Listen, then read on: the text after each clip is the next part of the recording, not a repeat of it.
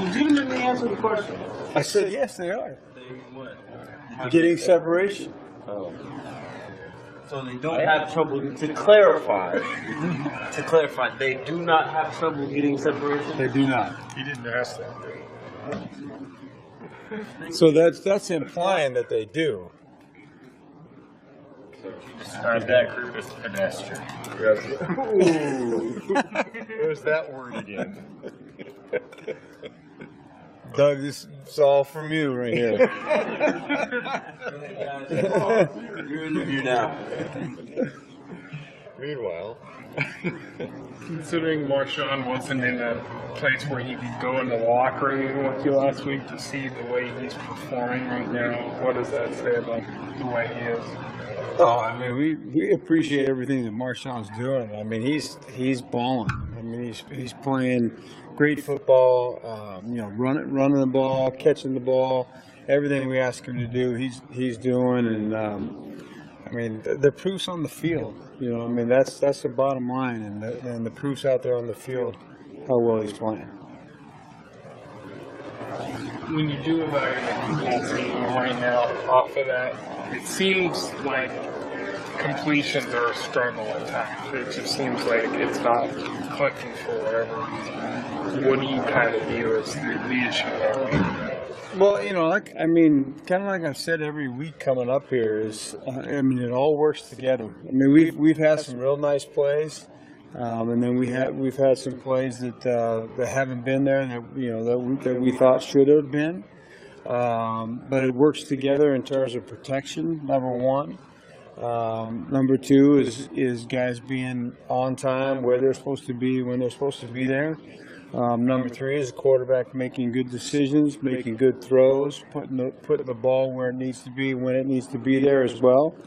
And all those things are have to come together at the right time to be able to do that. So for whatever reason, it's different things at different times. Being able to stay in the pocket, trust your protection, trust your read, trust your throws. Being able to get open down the field on time, being able to and then block the guy that's in front of you. All those things cause that stuff to be off. What are you saying in the red zone? Well, we didn't score, and last week, I mean, we've kind of had some good games and some bad games there. We've done a nice job at times. There's been a couple situations where we've had, like, for example, one of them was it was a situation where it was 2 minutes.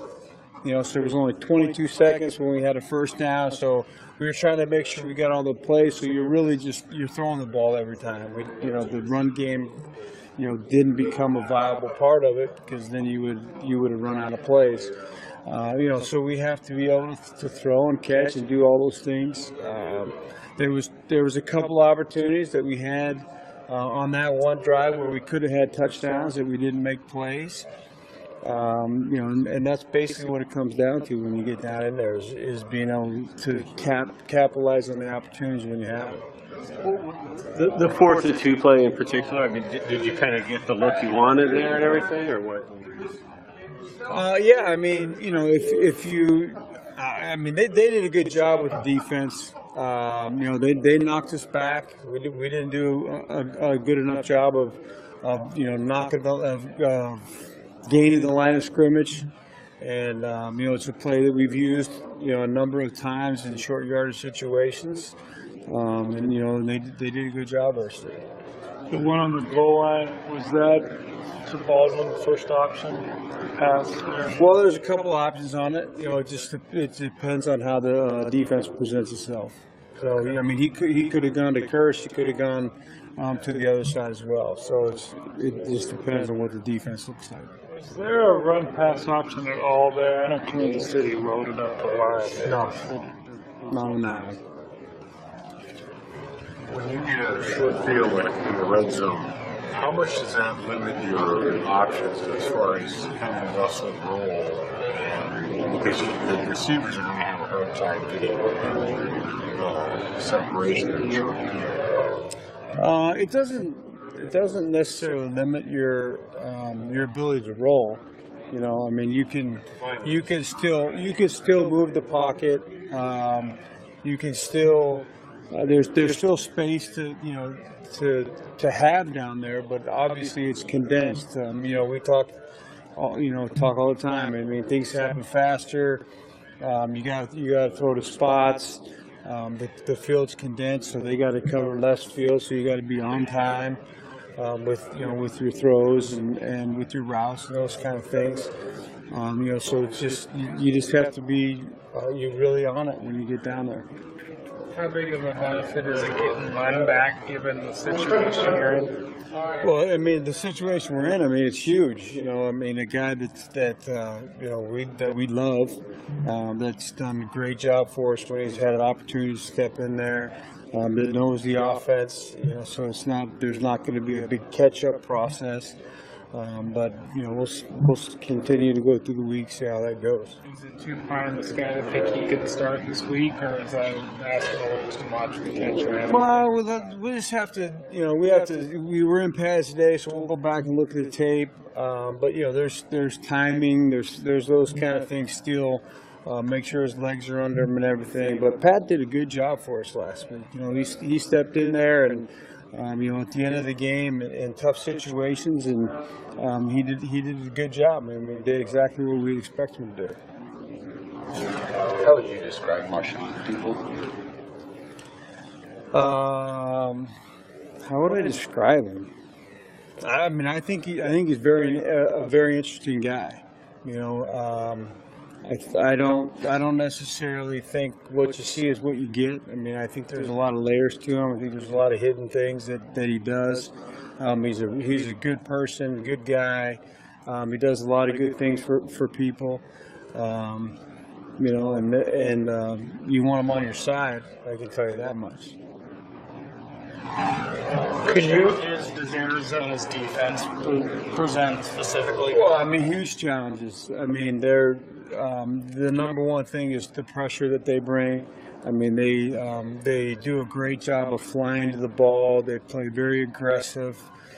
They try to throw as many guys at the quarterback as they can.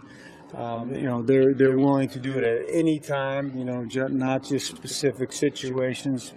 You could just start the game off and just decide to go cover zero if they wanted to, because they're very good at it, and it causes problems for the offense. So we're going to have to be on it. We're going to have answers to all the blitz questions that they can bring, and it's going to happen quite often. So we're going to have to be on it.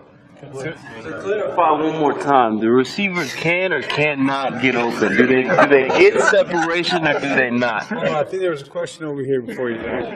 John's got a question over here. His question is the same question. Can they get separation or not? They can. Okay.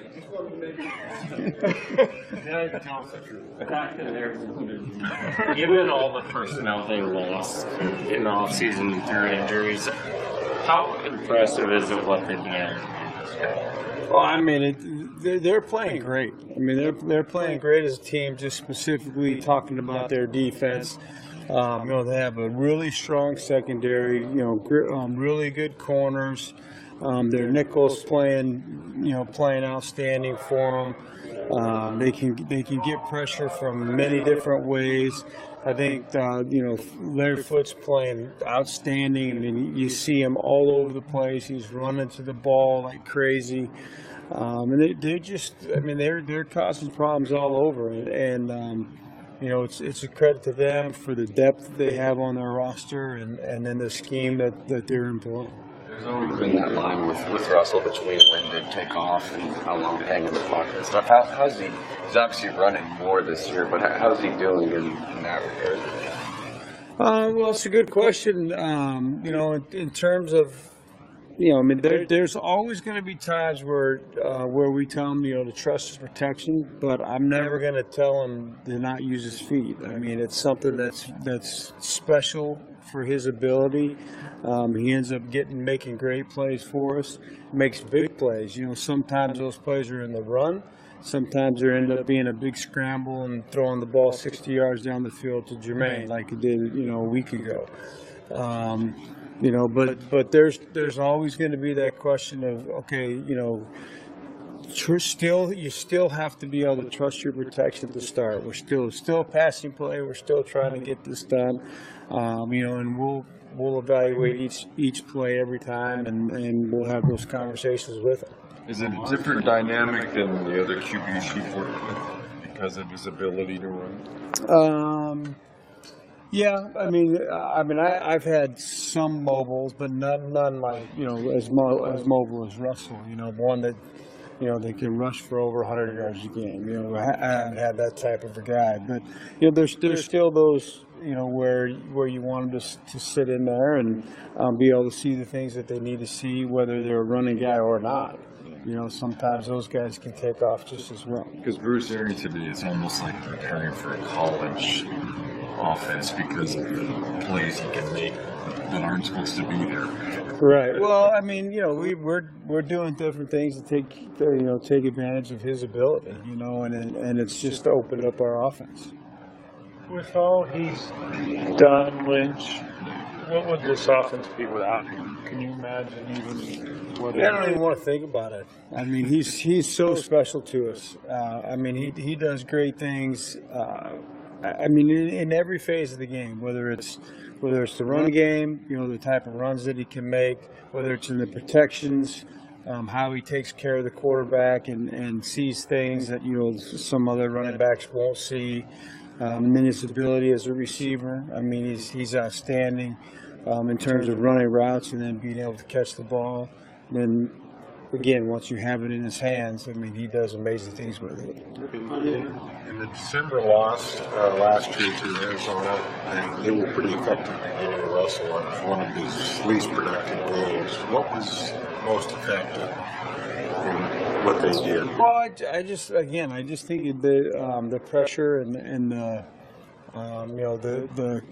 trying to just create havoc and making sure that you're on point with all the answers that you need to have to get the ball out on time. Also for the offensive line to be able to target the protections, to get them targeted right. And you have to all be on the same page to be able to handle all that. Good. Thanks, Coach. All righty. Yep.